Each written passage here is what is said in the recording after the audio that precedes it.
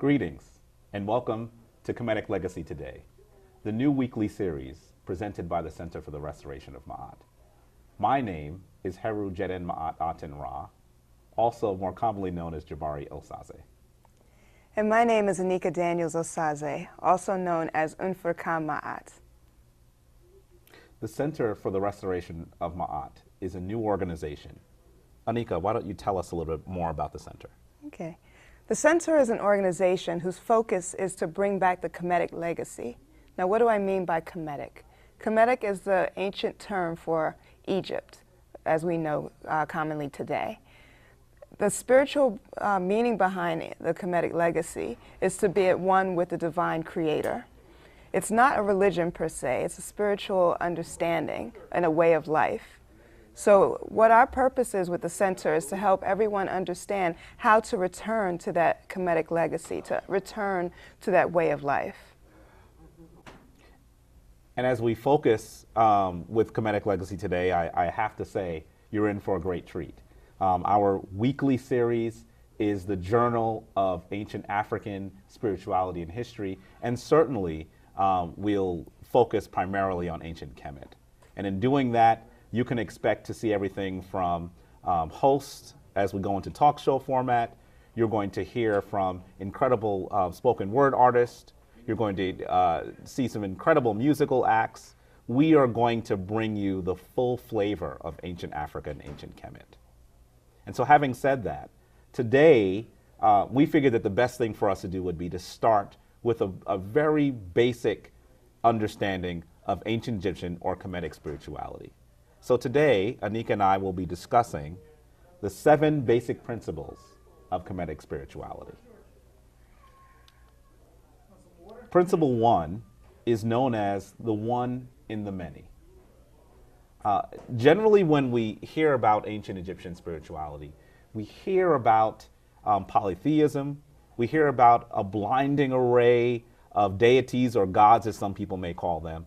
And often these things can become very confusing for anyone who isn't very familiar with ancient Kemetic spirituality.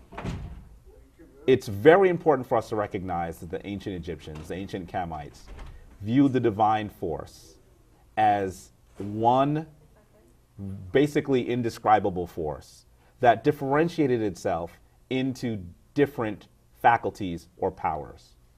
And so often when we talk about the one in many, most people begin the discussion with Akhenaten or Akhenaten, who some people say is the father of monotheism. But clearly, if you're more familiar with the work of the Cushitic kings in the 25th dynasty, you'll become even more familiar with the fact that the ancient Egyptians always viewed their divine force as one single being. In fact, as we talk about the 25th dynasty, there's a really wonderful description of the divine power in ancient Egypt that has been recorded on what most people call the Shabaka stone. Shabaka is one of the Nsubiti, or pharaohs, as you may have heard commonly known today, who comes forth from south of Egypt, of Kemet, and as he becomes the ruler of ancient Kemet, he decides that he's going to do something very curious for someone that what most people consider a foreign leader. He's going to begin to describe Kemetic philosophy, Kemetic spirituality from its essence. And so he actually goes back to one of the documents that he considers worm-eaten. That is, when he found it was in horrible condition. And he has it rewritten. This document is now known as the Shabaka stone and is often the best description and the earliest description of the divine force in our world. I mean, in that description, he describes Ptah. Ptah, this divine force that comes out of nothingness. Ptah is the creative force. And it's said that he was a blacksmith. And in doing that, in the description called the creation of Ra as Ptah, and we'll talk more about this in future episodes, Ptah actually whittles each of these divine forces, these principles, from Asar, or known as Osiris, or Heru, known as Horus. He whittles them together, creates them, and in doing that, he creates these divine forces that we're more familiar with.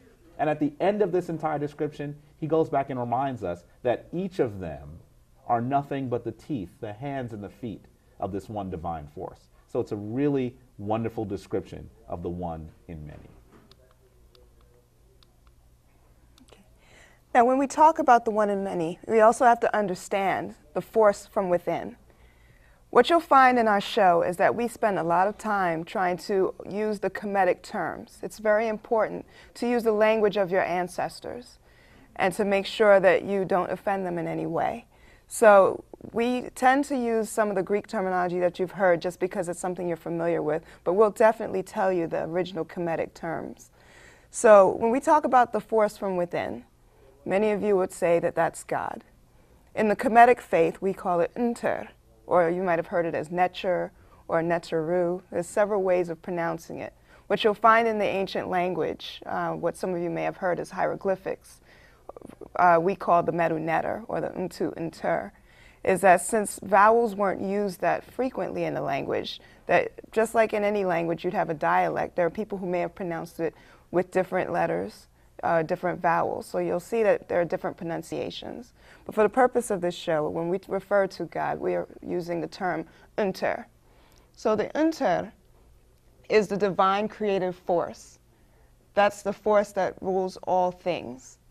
And when we talk about all things and the divine creation within self, what we're saying is that the Creator is everything. And that includes humans, that includes animals, that includes plants, that includes all things. And that one can be a divine force. What you also need to realize is that when we talk about Unter, that force is both female and male.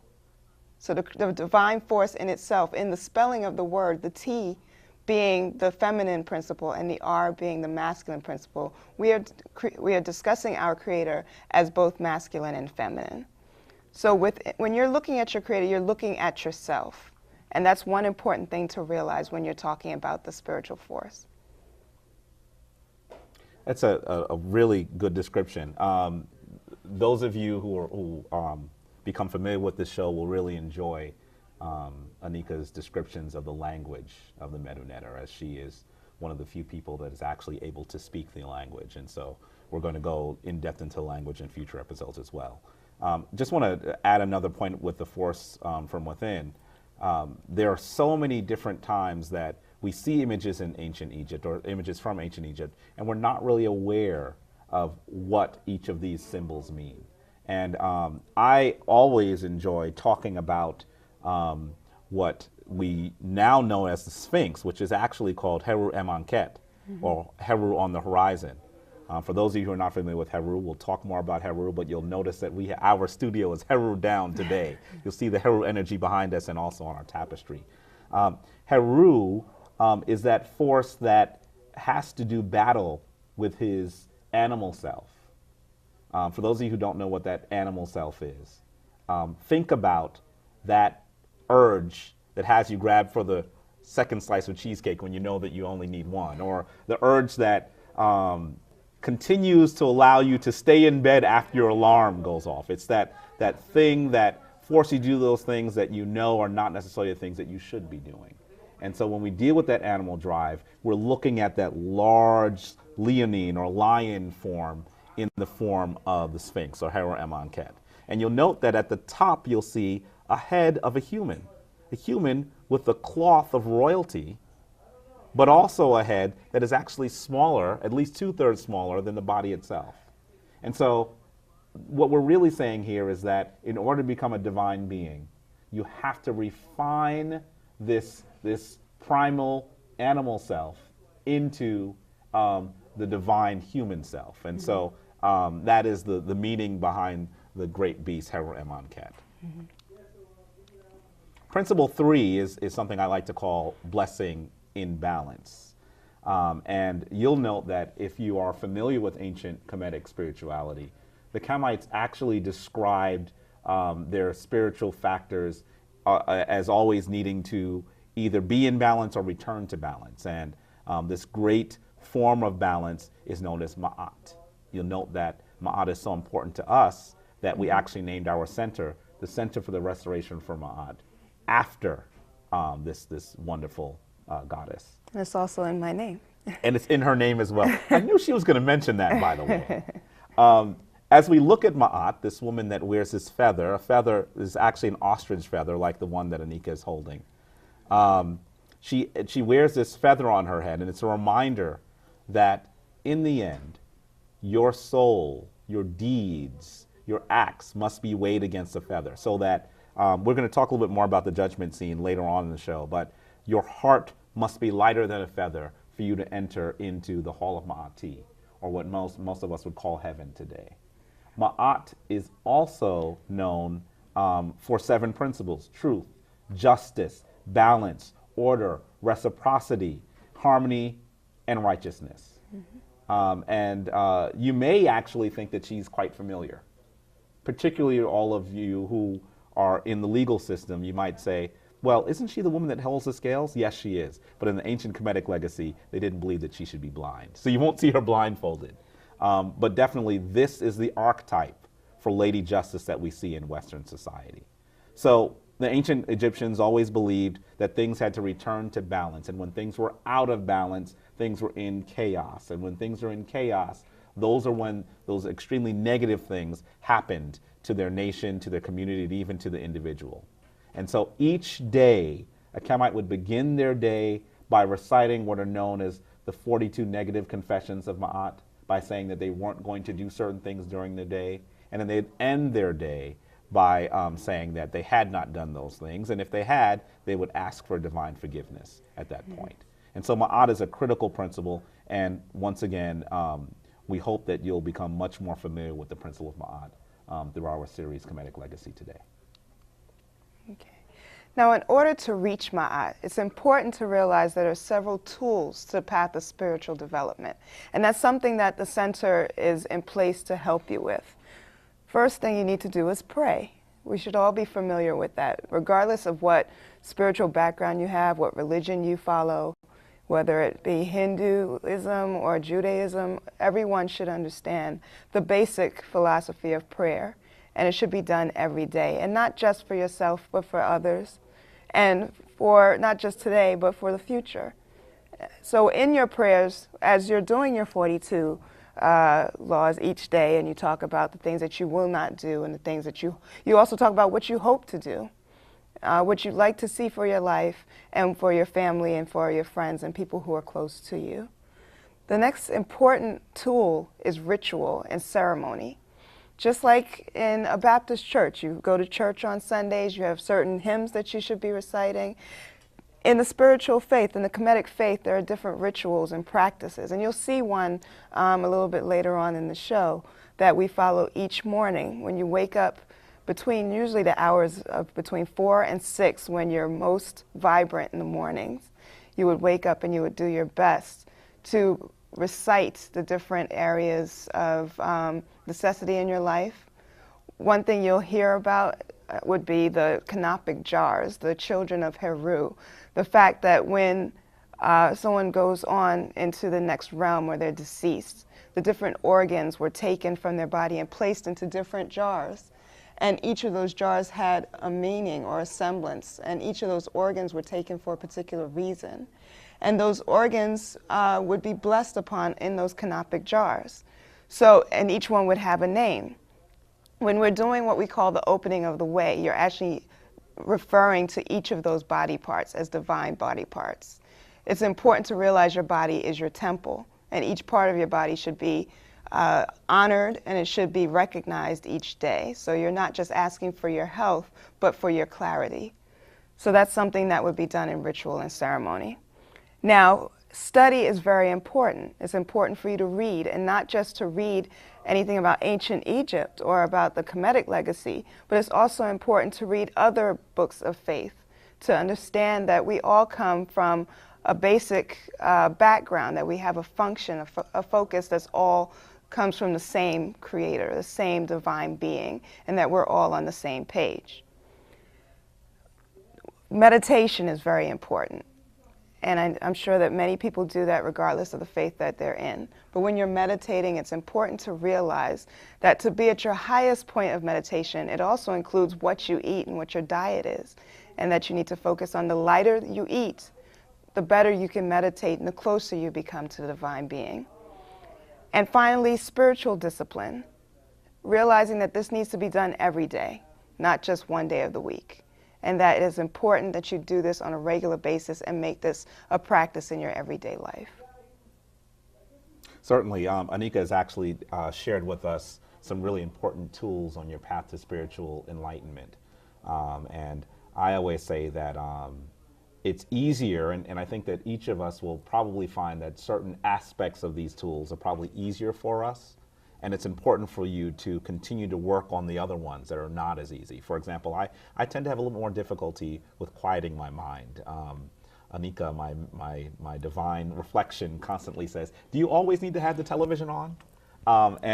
Sometimes my embarrassed response is yes. And so it's important sometimes to still the mind, to think about returning within, because if we believe that we are divine vessels, then virtually everything in this entire universe is within us. And so going within is perhaps the greatest school, the greatest teaching forum that we can actually enter. And so we have actually some footage of an incredible ritual. And perhaps it's also a shameless plug, because the ritual is part of our Hebs Tawi, or our wedding ceremony that was done a little bit more than 8 years ago. And you'll see our chief priest, the person that we go to for spiritual guidance, he will actually go through the opening of the way, and he does it in an interesting and unique format because he actually does it in libation. And those of you, we're filming this during the Kwanzaa period, you certainly are familiar with libations. Mm-hmm. You're going to see this libation done in the form of the opening of the way. And so with that, I think we should go to this particular footage. And some of you may be familiar with our priest as well from the Shrine of Ma'at. It's Baba Heru Ankra Samaj Se Pata. So you've probably seen him. You may also be familiar with his mate, Queen Afua. And here we have him actually performing the ceremony.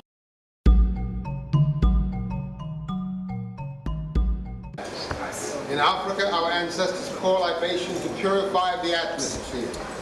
Now, many other cultures have taken this on as a beautiful thing to do.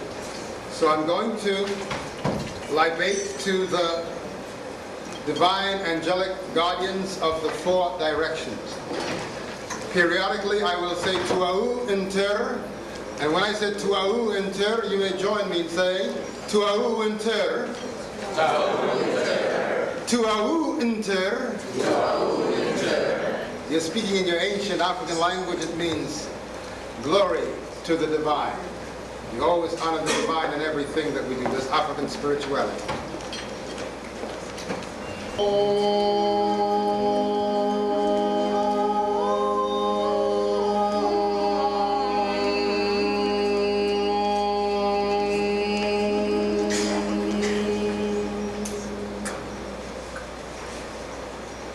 Anachra and bekat nuk and bekat anachra happy nuk to our winter anachra circuit nuk circuit anachra Kipsenu, nuk, kipsenu, to our winter. I can't hear you, village. Anashara, us, nuk, us. Anashara, insect, nuk, insect, to our winter. Knit, nuk, knit. Anachra to amute, nuk to amute, to our winter. Nuk, nuk, get, to a winter. Nook, and a shirak tip, nook, nook, tip, nook, tip, nook, tip, nook, nook, tip, nook, to a winter. And a shirak pout in there, nook, pout in there, and a shirak in boo in there, nook, and boo in there, to a winter.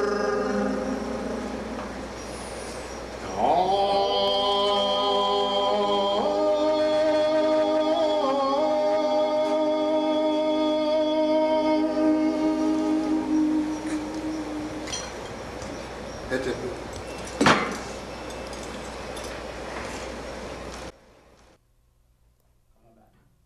Welcome back. You just saw an incredible ritual performed, and we're going to also have this wonderful divine person on the show so that he'll be able to describe his approach to ancient Kemetic spirituality, and we hope to do that in upcoming episodes. Let's move on to Principle 5, which I always call sacred myth, sacred message. I think that when we think about myth, it's critically important for us to remember that myth is that which is not true, but which is always true.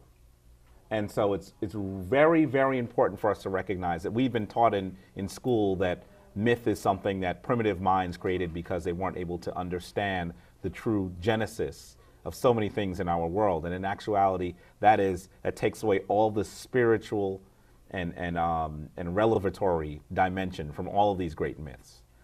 And in contrast, think about what history is. History is that which was once true. So that in some ways, myth is more powerful than history, because myth is that which is always true, and history is that which was once true. And so it's critically important for us to remember that. I like to always talk about some of the things that are some of the books that are on my bookshelf, some of the things I'm going through, and I certainly am enjoying reading Tom Harper's The Pagan Christ. He goes through great myths in the Bible and describes what the deeper spiritual meaning might actually be. And so it really is powerful to be able to see his description of it. But clearly it's very difficult today to talk about myth and not talk about the man who actually brought myth back to public consciousness, and that would be the amazing Joseph Campbell, who unfortunately died in 1987. Joseph Campbell is one of the most important proprietors of sacred myth from all across the world. So I'd say to you that if you're able to pick up anything that he's done, including the wonderful PBS documentary, it'll certainly be worth it. And so myth is the kind of story that encapsulates, that ensconces great spiritual teaching. We're going to talk a lot about myth, great myth, over the course of the show, particularly the most important myth of the story of Ast, Asar, and Heru, perhaps the world's most earliest and most important deity, and so Trinity. And so we're certainly going to talk a bit more about that as we move on as well. One thing you'll find about the Kemetic legacy is that there are symbols everywhere. And what you'll realize is someone who's becoming initiated into the Kemetic faith will see things in ways that they've never seen them before. You'll realize that these symbols were always there, but they have new meaning to them. One great example would be the symbol of the Ankh, which my mate carries with him all the time. This is a meditation Ankh, and it represents the symbol for life. Now, why do we say that it represents the symbol of life? Most people who look at this would just say, well, it looks like a cross or similar to a cross. And yes, that's true. That's something, it could be considered to be one of the earliest crosses that existed. Now, in this particular symbol, we have the top piece, which is kind of rounded and looks like a womb, or what we say would be the womb, or the feminine principle. The bottom part, or what we would consider to be the shaft, would be the masculine principle. And then you would have the offspring coming from the sides. So what does that mean? This is the ultimate symbol for regeneration, rebirth, for life, for offspring, and for generation. So it's important to realize that when you look at it from the eyes of someone who may not have seen an Ankh before, you may see one thing. But once you start understanding the Kemetic legacy, you'll see that it's much deeper. I know when we go on the different tours held by Tony Browder in DC, you'll realize that when you're looking at the city, it looks like any other city to you. But when you actually look at the different symbols that are facing you, many of the people would say, well, the Masons created a lot of that. But where did the Masons get that information?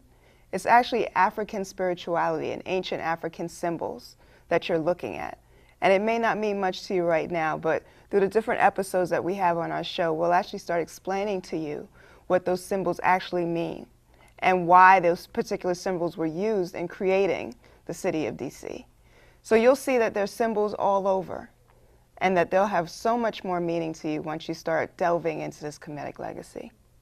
And in actuality, Anika, that's a really important description of the Ankh, because most people will say that the Ankh is a symbol of life, but they don't actually understand why it's a symbol of life. Mm-hmm. And so we're seeing the recognition of male and female order, mm-hmm. and balance, and the importance of family. Mm-hmm. And I always say to brothers, keep in mind that you can clearly tell which symbol is on top. And so ancient Kemet is a matrilineal order, and so that is the way that they would have viewed the world. The feminine principle is critically important in a description of philosophy or spirituality. Also, I just want to say that one of the reasons why these symbols can become so difficult to understand is because what we're actually doing is we're trying to understand something that the highly initiated would have understood. And so symbol could mean something to the general public, mm-hmm. but it certainly meant something very, very different to individuals who are the initiated, who had spent as many as 42 years in a temple, mm-hmm. Attempting to learn and attempting to build on their spiritual development until they were able to be the final stage of initiate or a chief priest. And at that stage, all of this world of sacred symbolism would be open and revealed to them, and they'd be able to access it for their lives. That's one of the reasons why we talk about the Ankh and symbolism as being critically important in understanding the world of ancient Kemet. But keep in mind that we're not here simply for history. We're here to teach you, hopefully, some symbols and some practices that will help you understand how to live a more divine life.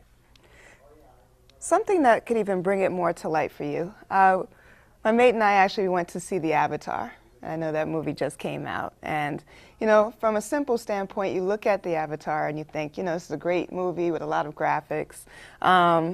It may even seem like it's a love story to some extent, a battle of great truth or challenges.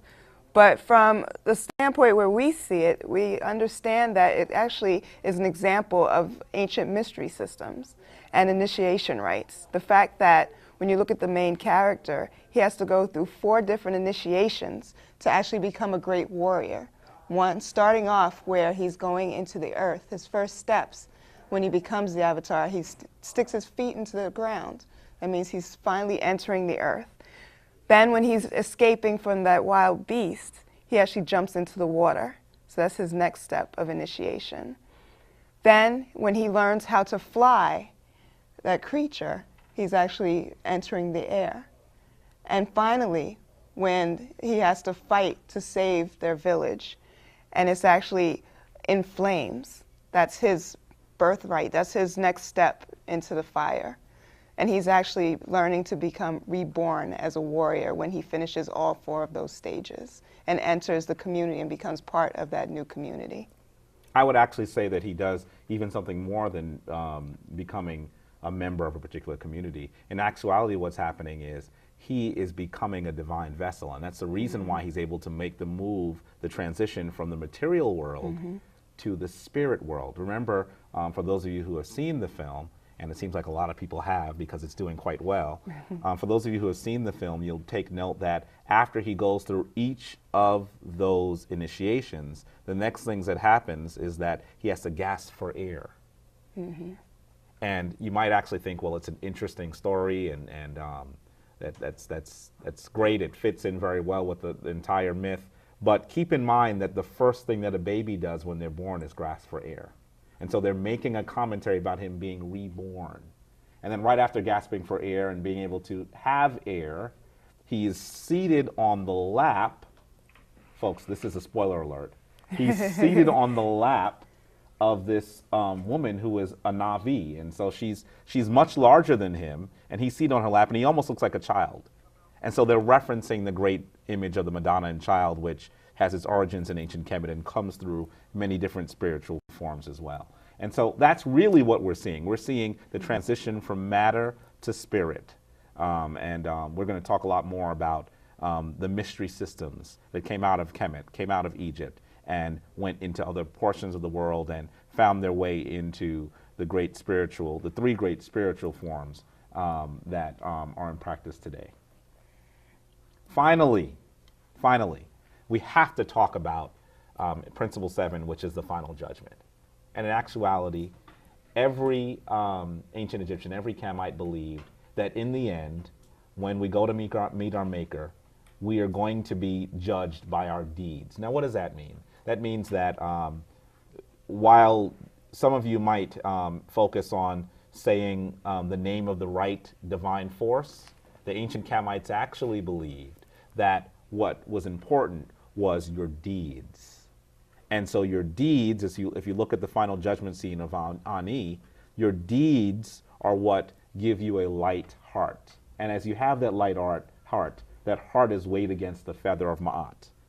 And in being weighed against the feather of Ma'at, this would actually decide whether you were sacred, divine, and rectified, what we would call Ma'keru, true of voice. And being true of voice, you'd then be able to enter into the Hall of Ma'ati. Now let's say, some of you might say, well, if I'm being judged by my deeds, there's some days I might have done some things that I really shouldn't have done. And so does it mean that regardless of what I've done in my past, that I'm still going to be judged for it, regardless of whether I do incredible, wonderful, giving things in my present and my future? And the answer would have to be no.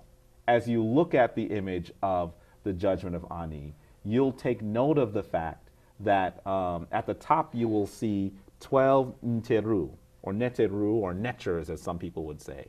And those 12 Netchers actually some will have an Ankh up, and some of them will not have the Ankh up. And essentially what they're doing is, when the heart is actually equal to the feather, then it goes to the jury. Yes, this is the origin of the concept of trial by jury. But this jury would then decide whether you were Ma'keru, and you would be able to be true of voice and enter into the Hall of Ma'ati. Now keep in mind that all of these principles operate on several different levels. And as I say they operate on several different levels, this is not just a great spiritual allegory for our edification in a future time, but every person who is following Kemetic spirituality would have actually gone through the 42 laws, the 42 negative confessions of Ma'at, and in doing that, they would actually be practicing the preparation for judgment every day, because of course as we lay our heads into our bed, to some degree we're actually going into the period of death, and then we wake in the morning, we're reborn again. And so this judgment takes place on a daily basis. The way I look at it is making sure you have it right each day will allow you to have it right when your final judgment comes to you. And so the final judgment is a critically important principle in ancient Kemetic spirituality. With that, we've gone through our 7 basic principles. Now, clearly we were talking about a spiritual form that developed over the course of 5,000 years. Yes. And so giving you 7 basic principles might actually seem like we're giving you short shrift, and I'm sure we have. But hopefully this will give you a beginning an entree into the world of ancient Kemetic spirituality. And then from there, what you'll be able to do is be able to understand these great spiritual principles and use them in your everyday life. Because ultimately, that is what we are about. We're about trying to use these principles so that we may become divine beings, so we may actually reconstruct and heal the planet that we live on, so that we can create the kinds of relationships in our community that are edifying, that are divine. And so we hope that this was edifying and divine to you. I should say a quick note. We're going to end today's episode with a piece by an incredible poet, beloved Ola Jendai. And I'm looking forward to hearing the piece that he's crafted for us. And so we're going to welcome him and recognize the wonderful creativity that went into the piece that he's provided for us. Beloved Ola Jendai. Folks, as I told you, you're really in for a treat. You'll note that Kemetic Legacy today is going to be much more than a talk show, much more than a variety show. It's going to be all those things. And we're looking forward to bringing you not only some of the great scholars and spiritualists in our community, but we're also looking to bring you some of the great performers and artists in our community. And so today we have the wonderful blessing of having a brother that I've known virtually as long as I've known myself, brother beloved Ola Jendai. And he's going to beat me up for this, but I'll tell you that I'm so pleased to have him because quiet as it's kept, he's probably one of the world's best spoken word artists. His work is well renowned, and I'm really looking forward to being blessed by the pieces that he's going to bring for you. Brother beloved, come on in here. Hey, it's a pleasure. Patep. Peace and blessings. Peace and blessings. Peace and blessings. Yes, indeed. Now, I'm going to tell you, I've known this brother virtually all my life. And the thing that's amazing for me in having him be part of this show is that, the three of us, and I'll say the three of us because you know that there's another leg to the stool, another brother that is here today, but you can't see him because he's not on camera. He's another wonderful brother. The three of us grew up together, and we got a chance to see your talent, your spoken word artistry develop. And as children, at first, we thought it was quite funny that you were devoting all the time that you did to your work. But we got an opportunity to see you blossom. And even as children, we were able to recognize the genius that you were bringing to it. And so the laughter began to be applause and admiration. And so I'm so happy to be able to have you on, for you to be able to share some of that with us. It's one there, definitely. And so with that, I give you, brother beloved, Ola Jendai. Hey, what's up? Peace and blessings. I definitely want to thank Jabari and Anika for inviting me to participate in this wonderful experience, Kemetic Legacy today. And I think I share a little song with you today. How about that? Is that fine? All right. More than myth, more than MCs lifting consciousness, must become change. We all insist must come someday. Might as well be now. So light your fire and take your light to higher ground and blow like Joshua, blow around Jericho. For all we know, Babylon must fall. Might as well be now. Might as well be now. Mother, Father, Creator, please forgive me, for it's been a long time since I've had a conversation with you.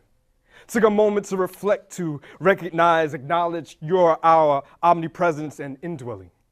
I have been guilty of throwing out the baby with the bathwater in my attempts to separate self from slave theocracies and giving up external gods who neither resembled nor respected me, my genealogy, for they required my fear I forget sometimes to recognize the divine within, to appreciate the miracle of the everyday, to give thanks to knowing that despite all this disconnectedness that seems to run this world, all things are connected. And even at their worst, there is indeed another way. So forgive me and my cynicism and all that it has become. I do not come to you with my petty temporal requests, nor do I respect or expect you to provide me a response.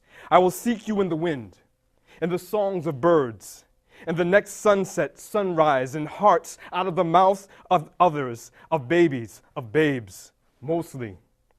I shall endeavor to respect you, to love unconditionally, to continue to perfect myself, to grow, live, love, expand, honor my ancestors, ignite the Christ within to experience all that life has to offer, to know myself, to heal myself, to be myself, to love myself, and by extension, the same for others.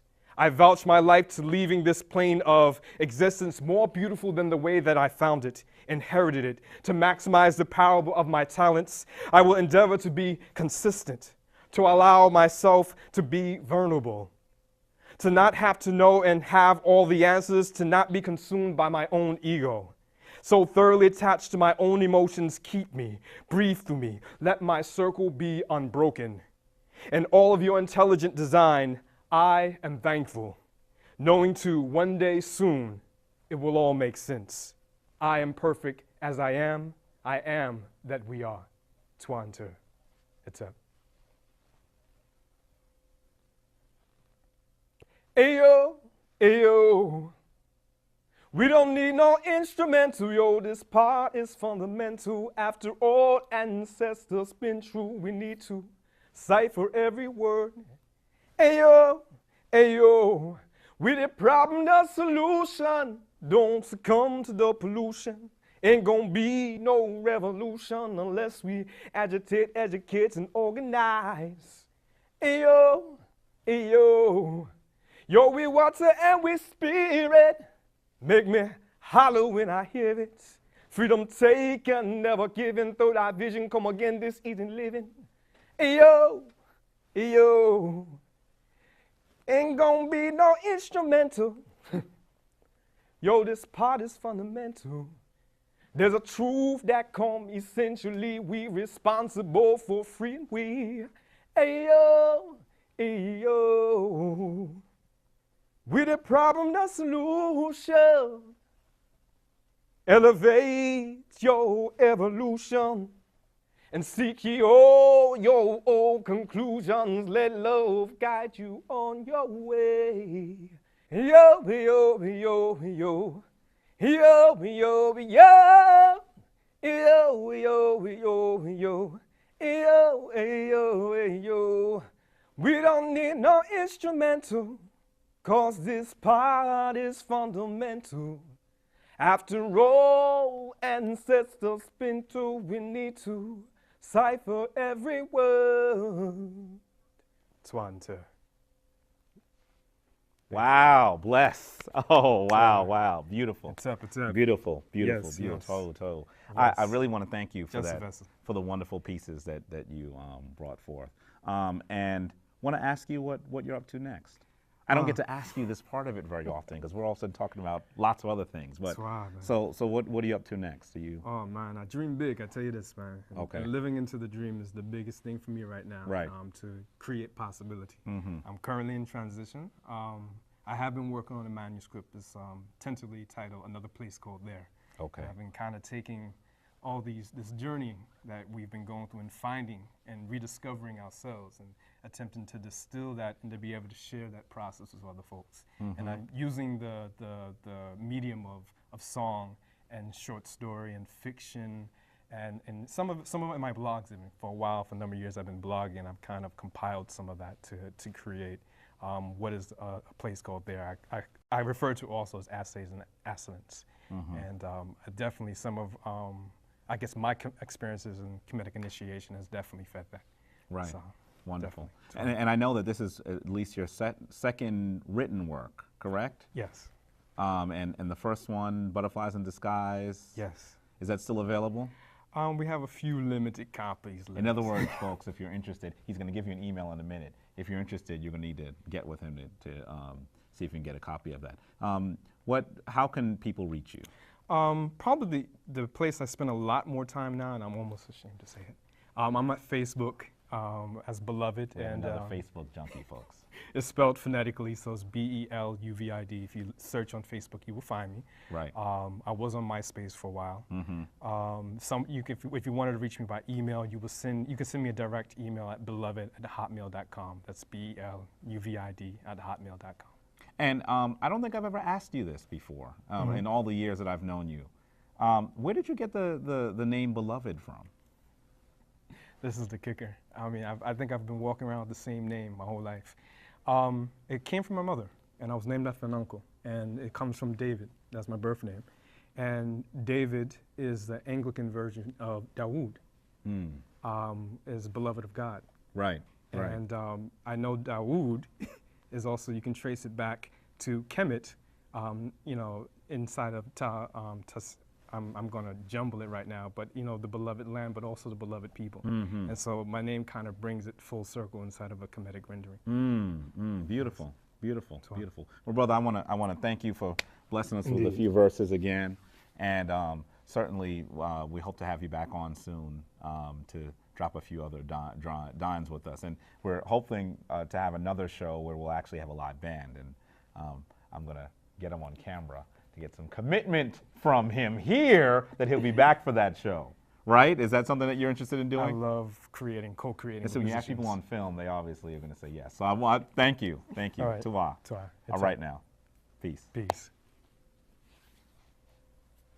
Once again, folks, that's Kemetic Legacy Today. That was a wonderful piece by Brother Beloved Ola Jendai. And we want to thank him so much for coming to us and blessing us with his soulful words. Those words of power. Words of power, hakao. And, obviously, her lead-in is quite appropriate. We want to end each episode with words of power for you to use. And, of course, if you'd like to get this from us, you can email us at, I guess I'll give them info at centerformaat.com. Ma'at is spelled with two A's. It's M-A-A-T. And so if you email info at center, C-E-N-T-R, for Ma'at, M-A-A-T.com, we'll email you the words for this. And it's important it's the word for, not the number for. That's right. Yes. Yes. Why don't you begin with our prayer? Okay, so to begin with our words of power, or hekau, we will do it in the ancient Kemetic language known as the Medu Neter, and then we will translate it for you in English. And keep in mind, this is the oldest prayer ever recovered, so you're actually going to your ancestors for spiritual guidance as they went to the divine force for spiritual guidance. Okay. Amasu en pa enter. Amasu en pa enter. Sauksu. Sauksu. Ementra. Ementra. En pa enter. En pa enter. Autu aura. Autu aura. Maketi pa herura. Maketi pa herura. Give yourself to the One Most High. Keep yourself daily for the divine, and do it tomorrow just as you do it today. Twau inter. Praises to the Creator. And we just want to make sure that you're aware that this is a weekly show, so look for us again next Saturday at high noon, at 12 noon, and we'll hopefully have something that's even as just as edifying as today's episode was for you. We should also let you know that if you're interested in any of the work of the Center for the Restoration of Ma'at, you can easily email us at info@centerformaat.com. And we also have a tour of the Brooklyn Museum coming up on January 30th. So if you're interested, email us and we'll definitely let you know more about that. Yes. The focus will be on ancient Kemetic pieces and looking at them from an African-centered point of view. With that, it's important for us to say that the divine force in us greets the divine force in you. Shemem Hetep. Go forth in peace. Peace.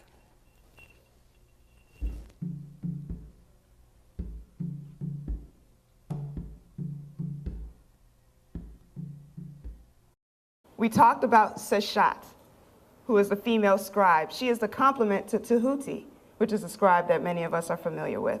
But we asked you, who does she look like that we've seen in the United States? When you look at her, is there any statue? There you go, exactly. Doesn't she remind you of the Statue of Liberty? Where do you think they got the concept from? What does the Statue of Liberty hold? A torch, and what else? And a book. What do you do with a book? You read a book, right? Somebody wrote the book. She's the master scribe. That's where they got the concept for the Statue of Liberty. Now, we talked about Ma'at.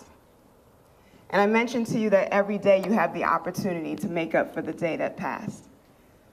Ma'at had 42 confessions that you had to state every day as a Kemite. You would wake up in the morning and you would quote all 42. You'd start off by saying, I will not do wrong. I will not rob. I will not slay men. I will not speak lies. And at the end of the day, you had to be held accountable. So then you would have to go back through and say, I have not done wrong. I have not afflicted any pain. I have not carried food or spoken any lies. So who's responsible for your ultimate destination? You are. Okay. The belief is that no one else can save you. You must save yourself. And that every day you have that responsibility. And yes, we slip up sometimes. But every day you have the day to be reborn. And every day you have that opportunity to relive. Now, how many of you looked up at the ceiling when you went into the tombs yesterday? Did you notice this on the ceiling? Okay. Now, I don't see Athena here. Her daughter would appreciate this since her daughter's name is Heaven. The concept in the Kemetic faith is that the black woman is heaven. They use a black woman to define heaven itself. So you'll see Nut stretched out upon the sky. And in the image that you saw, there was a sun that she actually swallowed that went all the way through her body. So she would swallow the sun at night, and it would travel through her body, and she would give birth to it again the next day. And you saw all the stars on the ceiling. Those were the stars of her body. Underneath her, holding her up, is her father, Shu. Shu is the breath. Shu is the fire. Shu is the air that we all breathe. Exactly. And underneath Shu, you'll see Geb. That's her mate. He lies underneath her. And what does he represent? Exactly, the ground, the earth. That's Geb. So now we talked about the fire. We talked about the air. We talked about earth. So what's missing? The fourth element, water. Her mother is Tefnut, which is moisture. She's not represented in this image, and you won't see her represented in too many places, but they write about her very often. And even some of the queens chose to represent themselves as Tefnut because they wanted to recognize the water element within themselves. Now, in studying ancient Kemet, you'll see that women had many more rights than some of us even have today in the United States. They had legal rights where they can manage and dispose of their own private property, which included land, portable goods. They had their own servants, animals, and their own money. It's like having your own bank account. They were able to do that in ancient Egypt. They had marital rights where they can go into contracts for marriage, and they can even have a divorce. In some of our own religious beliefs right now, we cannot have divorces in these days and age. But they were able to have divorces at any time that they chose back in ancient Egypt. Lady Peseshet lived during the 4th dynasty and was credited as being the earliest known female physician in ancient Egypt. Her title was the Lady Overseer of Female Physicians. So her job was to actually look over all of the female physicians in ancient Kemet, and that they would come to her for guidance, and she would supervise their actions, and she would supervise their surgeries. Nebet, during the 6th dynasty, was called the vizier, a judge, and a magistrate. She was the grandmother of King Pepi I. So she was able to judge in court situations. Can you imagine a woman thousands of years ago being a judge, and now they're questioning whether we can have this Latino woman as a judge today? I mean, that's amazing. Why are we even questioning that? And all these women had the right to vote. We didn't get the right to vote till the 1920s. And we all mentioned before that in order for a man to become Nsabit, it had to go through the royal bloodline of the woman. So now let's talk about some of the female rulers that existed. Sobek Nefru was a female Nsabit as well. She's the third woman who may have ruled as a king during the 12th dynasty, and she was the daughter of Amenemhat III. Queen Tuareset, or Tuarset, was the last known female Nsabit of Egypt, of local indigenous dynasty. Hatshepsut, I know we've spoken a lot about this great woman. She ruled from 1479 to 1458 BC and was the fifth ruler of the 18th dynasty. She was actually the favorite of her father, of the many children that her father had. She was the daughter of Thutmose I and her mom Ames.